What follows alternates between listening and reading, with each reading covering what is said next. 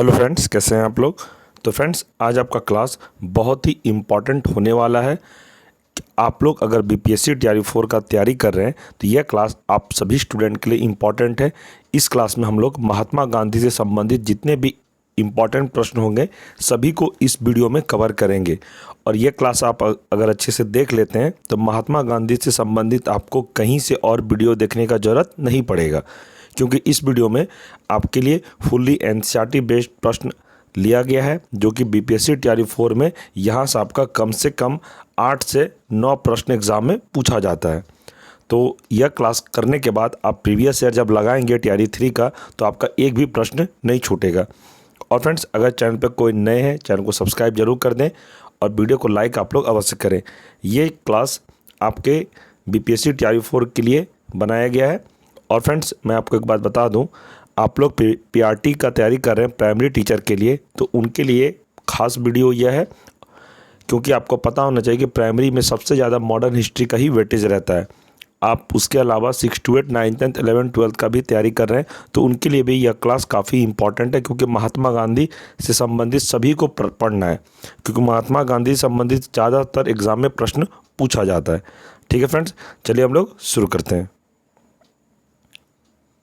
Chapter का नाम है महात्मा गांधी एवं उनके प्रारंभिक आंदोलन। हम लोग इसका कुछ बेसिक्स पढ़ेंगे, उसके बाद हम लोग क्वेश्चन की ओर बढ़ेंगे। इनका पूरा नाम था मोहनदास करमचंद गांधी।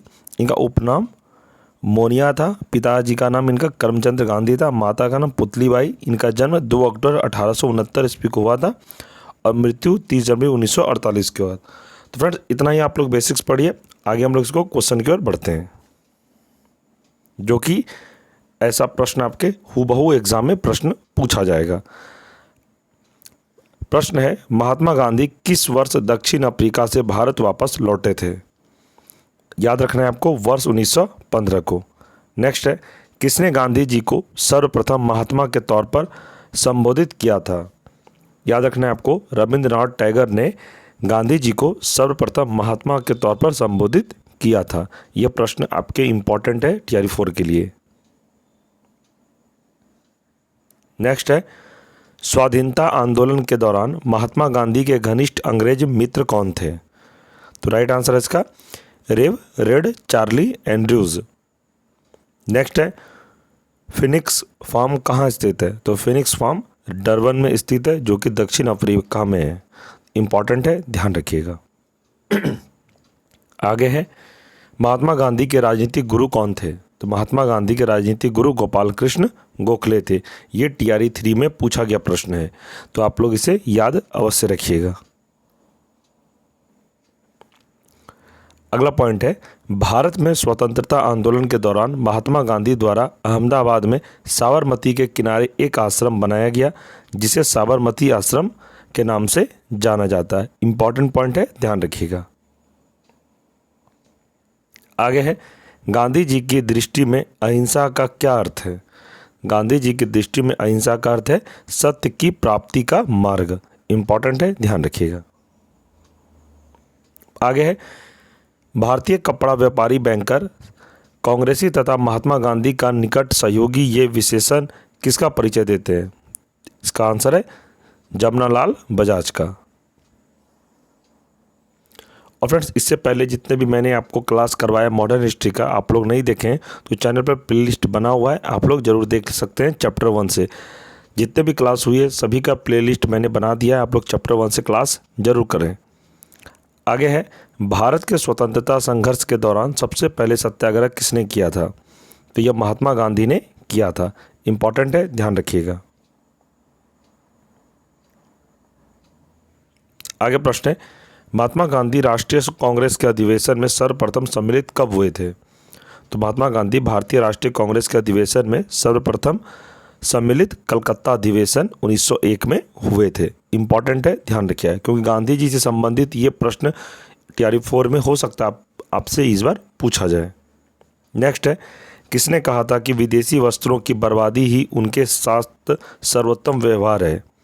तो राइट आंसर इसका है महात्मा गांधी ने कहा था। आगे है, वर्ष 1915 में दक्षिण अफ्रीका से लौटने के पश्चात गांधी जी ने वर्ष 1917 में चंपारण के किसानों के शोषण के विरुद्ध अपना पहला सफल सत्याग्रह प्रारंभ किया था। इंपॉर्टेंट है, ध्यान रखिएगा। नेक्स्ट है, दक्षिण अफ्रीका में रहते हुए महात्मा गांधी ने किस पत्रिका का प्रकाशन किया था? तो दक्षिण अफ्रीका में रहते हुए महात्मा गांधी ने इंडियन ओपिनियन पत्रिका का प्रकाशन किया था। इंडियन ओपिनियन आपको याद रखना है। ये कब प्रकाशन किया था? तो गांधी जी उस समय दक्षिण अफ्रीका में रहते थे, तो ध्यान रखना है। आप कन्फ्यूज़न आपको नहीं होना है। ऐसा नहीं कि आपसे पूछ दे कुछ और प्रश्न, आप आंसर इंडियन ओपिनियन लगा दें। प्रश्न को पहले अच्छे से पढ़ना है, उसके बाद आपको आंसर लगाना है। नेक्स्ट है, अनटू दिस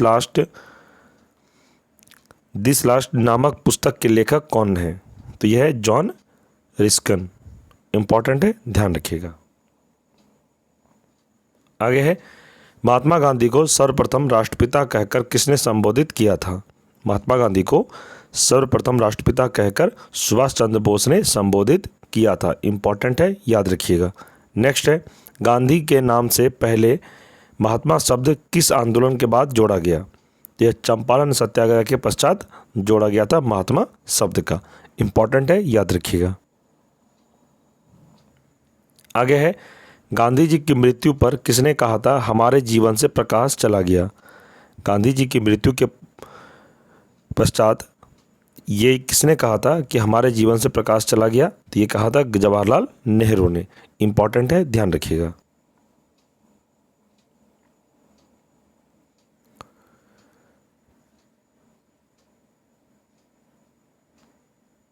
हम लोग पढ़ेंगे महात्मा गांधी के प्रमुख आश्रम।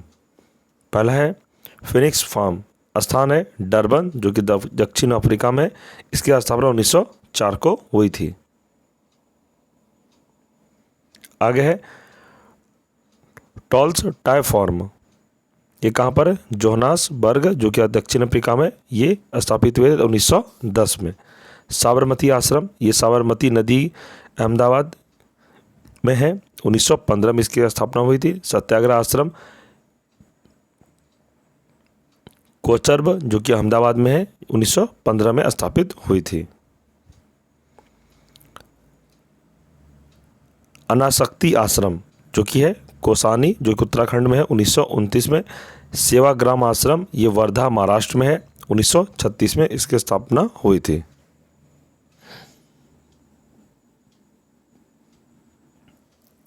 आगे हम लोग पढ़ेंगे महात्मा गांधी आंदोलन व सत्याग्रह। पहला है इसमें चंपारण सत्याग्रह। आपको डेट याद रखना है, 1917। यह प्रथम वास्तविक किसान सत्याग्रह था।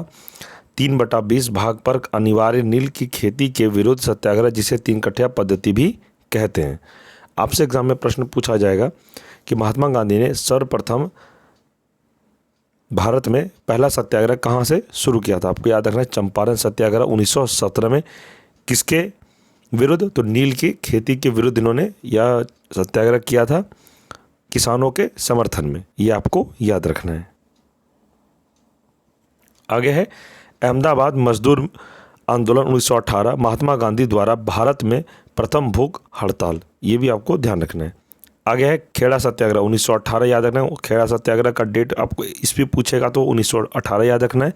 प्रथम पूर्ण किसान सत्याग्रह। खिलाफत आंदोलन 1919, सर्वप्रथम असहयोग आंदोलन की अभिव्यक्ति। आगे है असहयोग आंदोलन 1920, प्रथम जन आंदोलन की अभिव्यक्ति।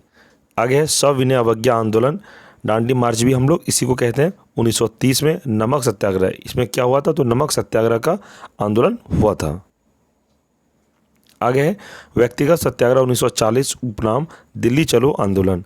आगे है भारत छोड़ो आंदोलन व अगस्त क्रांति 1942, गांधी जी का करो या मरो का नारा इन्होंने दिया था। एग्जाम में ये भी प्रश्न पूछा जाएगा कि करो या मरो का नारा किसने दिया था? तो आपको याद रखना है गांधी जी ने यह नारा दिया था। तो फ्रेंड्स, ये चैप्टर आपका कंप्लीट हो गया। और ये जो मैं आपको अभी प्रश्न करवाया, ये आपके TRE 4 में प्रश्न हूबहू ऐसा ही पूछा जाएगा आपसे।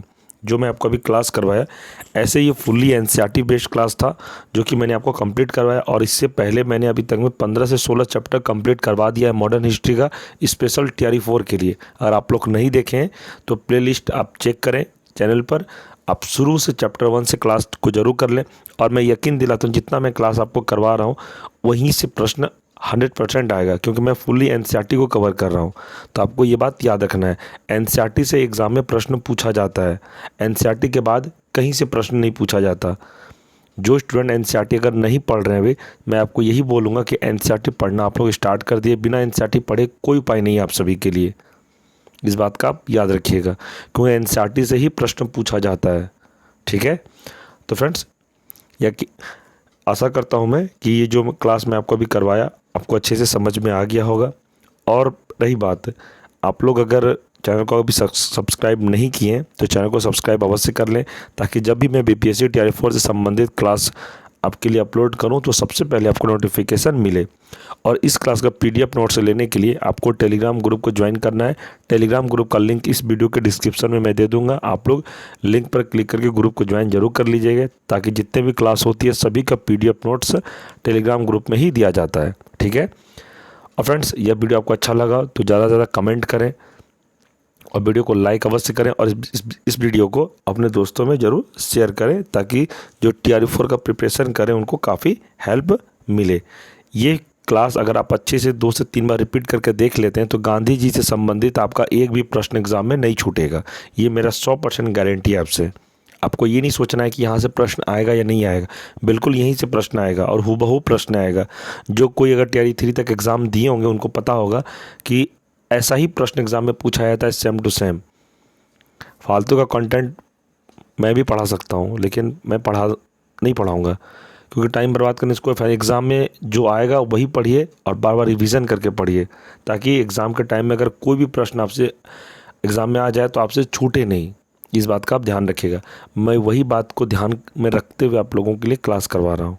ठीक है, तो अच्छे से पढ़िए, और जो भी आपको मदद की ज़रूरत हो कि कौन सा क्लास आपके लिए होना चाहिए, आप कमेंट जरूर करेंगे, सर हमें ये क्लास करवा दीजिए, इस सब्जेक्ट का मैं तैयारी कर रहा हूँ। कोई भी स्टूडेंट किसी भी तरह का डाउट हो एग्ज़ाम से संबंधित तो आप लोग कमेंट अवश्य करें। ठीक है, और फ्रेंड्स जिस किसी को अभी तक जितने भी मैंने क्लास करवाया टेलीग्राम पर अगर पीडीएफ नोट्स नहीं मिलता है तो आप हमें टेलीग्राम पर ज़रूर मैसेज करें, या नहीं तो आप हमें व्हाट्सएप पे मैसेज भी कर सकते हैं, या आप हमसे व्हाट्सएप पे बात भी कर सकते हैं। आप हमें कॉल करके भी बात कर सकते हैं। हमारा नंबर है 9709427320। ये नंबर आप सेव कर लें। इस नंबर पे आपको व्हाट्सएप मैसेज करना है, किसी भी तरह का डाउट हो या कोई भी संबंधित एग्ज़ाम से संबंधित कुछ प्रश्न पूछना हो तो आप कमेंट जरूर करेंगे, या इस नंबर पे मैसेज अवश्य करिएगा। ठीक है, तो चलिए मिलते हैं हम लोग अगले क्लास में, तब तक के लिए जय हिंद जय भारत।